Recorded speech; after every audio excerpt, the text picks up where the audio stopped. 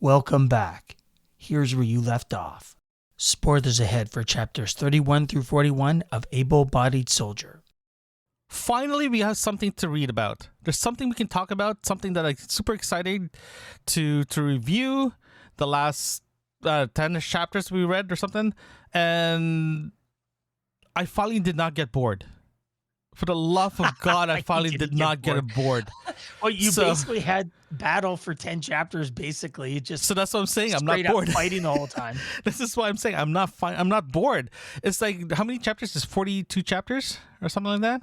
And the first 30, I was bored out of my mind. And the battle scenes finally told me that this book is ready for me to read.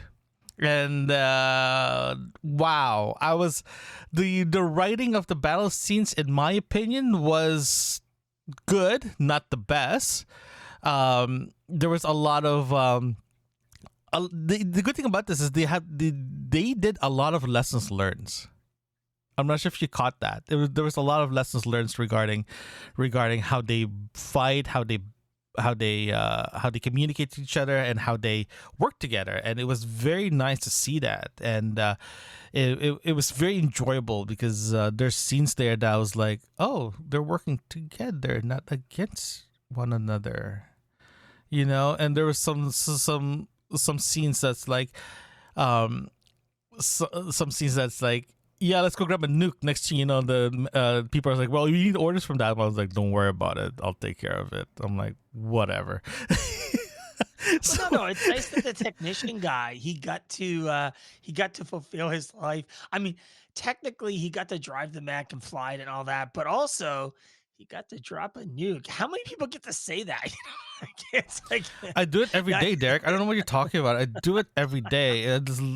Every morning, someone asks me, "Do you want to drop a nuke?" Yeah, maybe later. I'm like, what? Wow, you want to go that route? Okay, fine. Yes, in a toilet. It's a big one, small one, a medium one. What one would you want me to drop? So hey, you started that one, not me, man. I liked the twist to have the technician guy fulfill his life ambition, or just to be part of that. I did enjoy Titus's thing. Well, it actually reminded me a lot of the training chapters, though, when I'm reading through it, until we got to the big mech. I was sort of feeling, as I was reading it, I'm like, yeah, we're in the battle or whatever, but it still felt like training, because the way that they were writing the training scenes were exactly the way they were writing the battle scenes. So even though it wasn't, it just felt that way to me. And so although I knew it wasn't them training, it still kind of felt like that to me. Did you get that impression at all? Yes, I do. You're right. It felt like that they were in a training mission. They were doing this thing that you're right. It felt like whatever they did in scenario in their training felt like it felt like in their battle, right? And theoretically, it should work that way, but not. It feels like it's.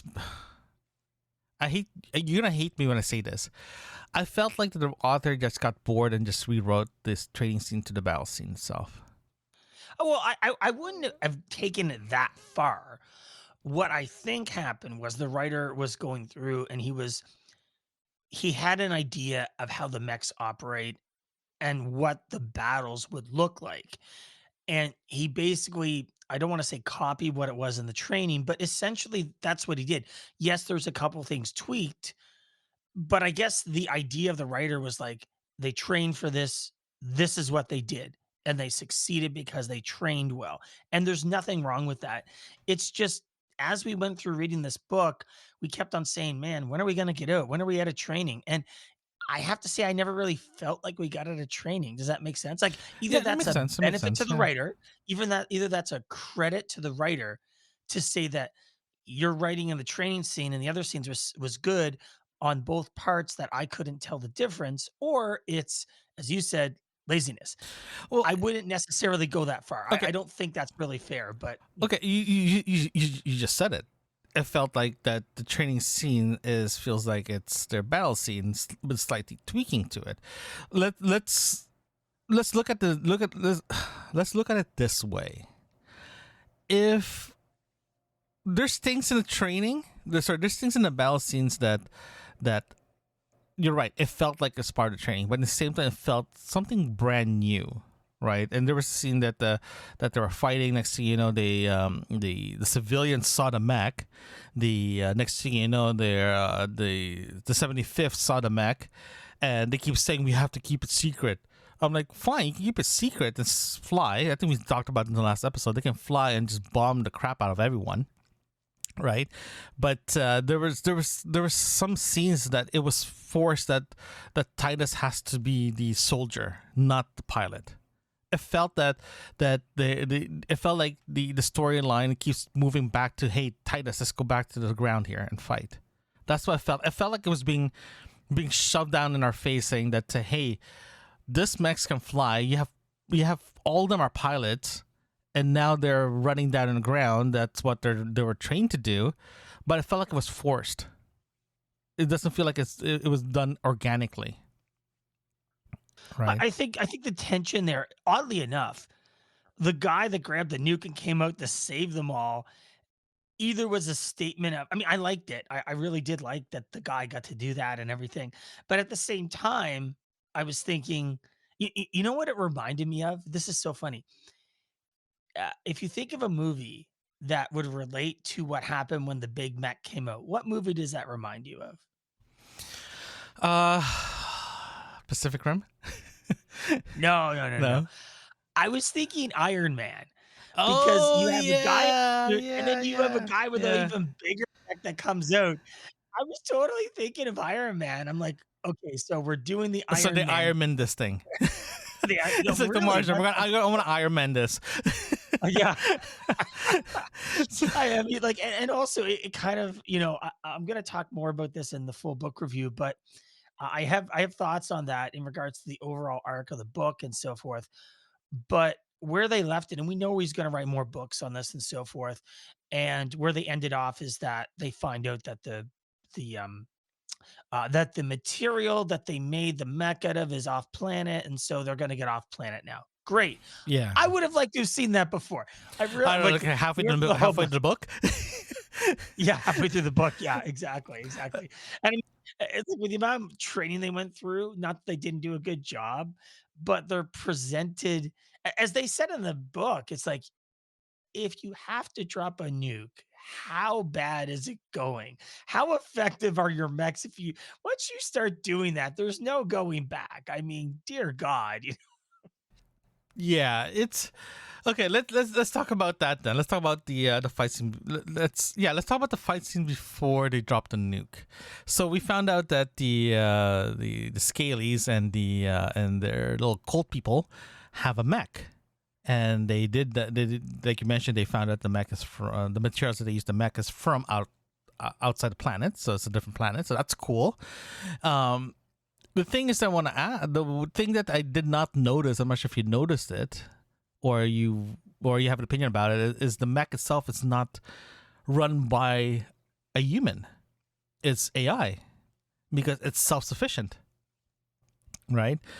That's my conclusion is regarding this mech itself. I feel like you think it was done by AI or remotely. Right, because I don't think they specifically said no, that. They in didn't. The book. Okay, good, because it felt like that. Because remember when they walked into the castle, they found this box or this thing in the middle of the Great Hall or whatever they call it or whatever it is, and it started transforming.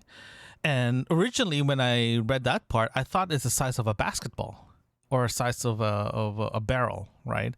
But when it started transforming, that's when I realized, it's bigger than a barrel of wine or a basketball. It's bigger than, it was like a lot larger than, it's like multiple times larger than their mechs, right? Yes. I mean, you even have Dylan there, who's on top of it in the back. And I was thinking about that other Iron Man scene where he's fighting the Hulk and he's like punching him, going, go to sleep, go to sleep, go to sleep.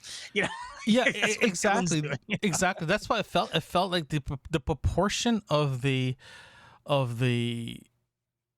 mech before it just transformed to the mech itself, like it's size of something.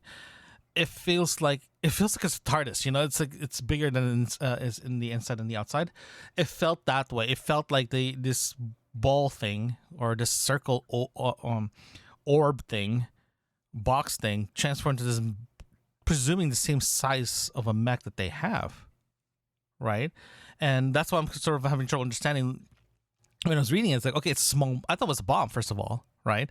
But I start transforming. I was like, wait a minute. If it's that small, why is it so big? You know what I mean? And that's why I'm sort of like getting confused regarding how big is this mech itself? Is it the size of a person or the size of a baby? No, it's the size of a building. It is. Yeah, I agree with you. I agree. Sorry, let me finish my thought here. I agree with you.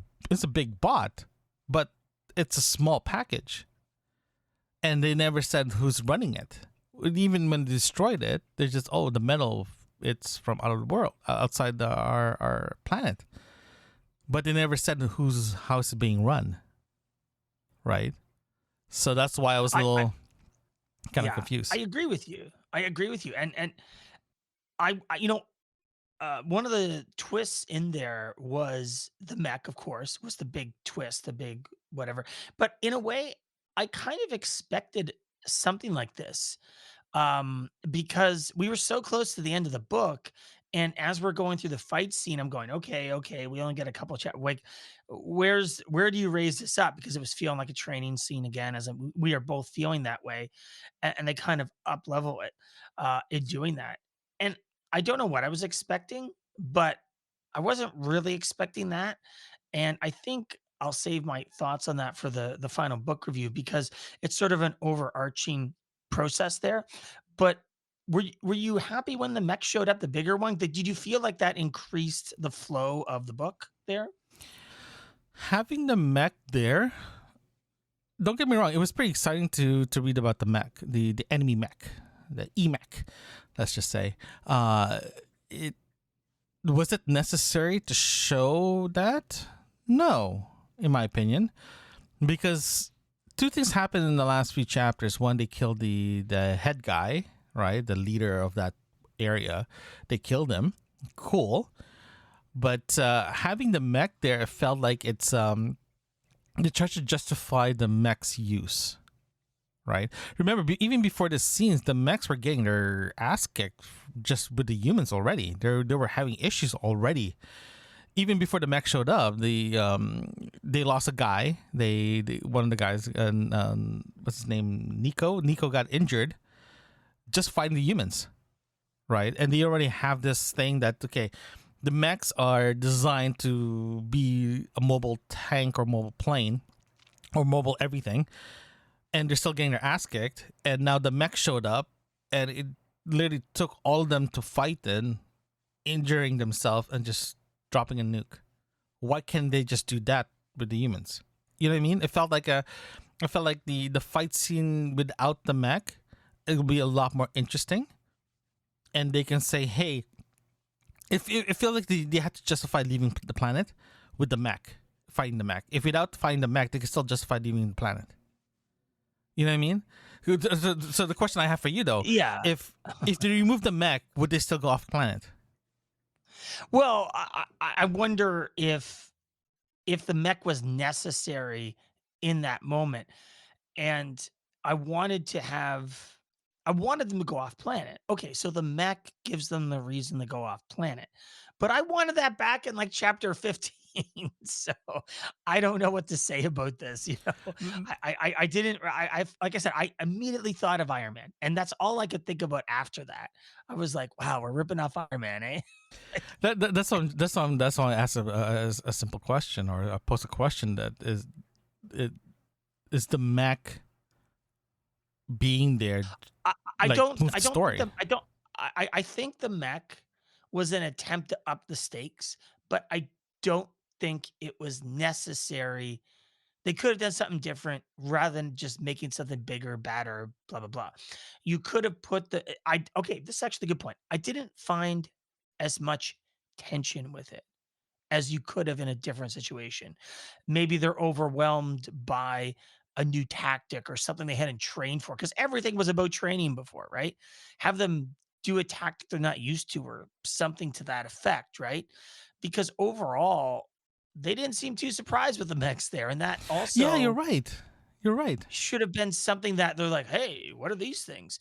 But in revealing their big mech, well, they clearly knew about mechs, so was it such a big secret after all? I mean, I don't know. There's a lot of questions there. I think what we can do is we can say that we will have a much deeper discussion about this in the full book review because I want to talk about overarching concepts. But as it stands, the mech itself was not the deciding factor for me in the book for those scenes of the fight. I do not believe it was. I think having Dylan go in, losing the person, having the other technician guy come in, I thought that was much more tension building than the mech showing up, right? There's a lot of other ways you could do it besides making something bigger and better, right? Yes, I agree. It's.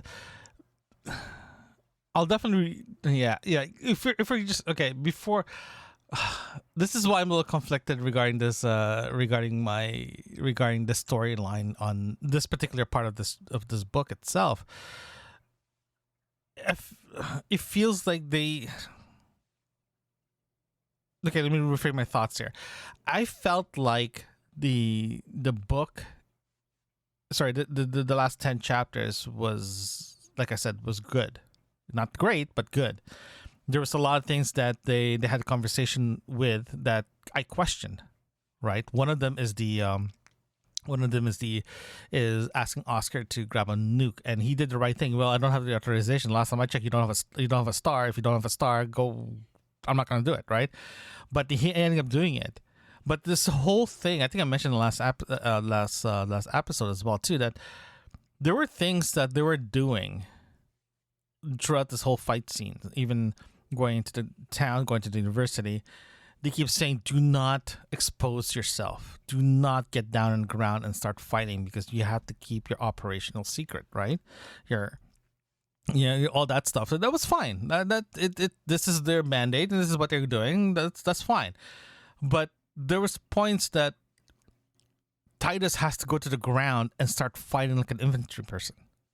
And that's when I'm kind of like, okay, I felt like the writer's pushing the storyline or changing the storyline to accommodate the character, because he already set this tone of do not go down to the ground.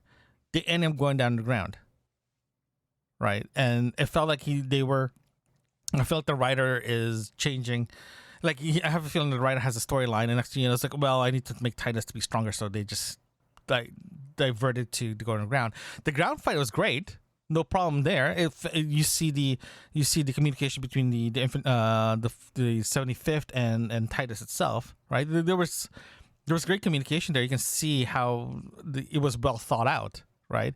But as soon as they start fighting the cultists, that's when it started falling apart. I'm like, okay, cool. So they went to the castle, they fought there. They were like shooting each other. Nico got injured. It was great. It was a very, very nice thing to read.